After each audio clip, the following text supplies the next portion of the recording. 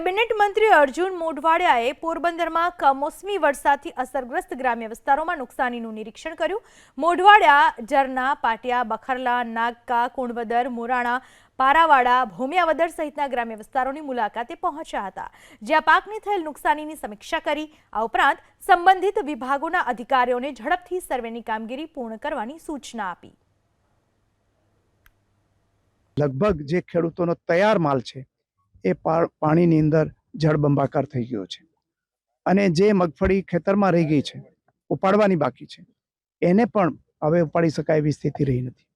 એ સ્થિતિમાં મારી સાથે વહીવટી તંત્ર, ખેતીવાડી વિભાગના અધિકારીઓ પણ સાથે છે અને એમણે અહીંયા ઓફલાઈન ઓનલાઈન સર્વે કરવા માટેની માહિતી આપી છે। એટલે પોરબંદર જિલ્લાની અંદર હું માનું છું ત્યાં સુધી 2 દિવસની અંદર જ આપણે આ સર્વેની કામગીરી છે એ પૂરી કરી શકીશું અને એ સમગ્ર રિપોર્ટ છે એ રાજ્ય સરકાર પાસે પહોંચશે।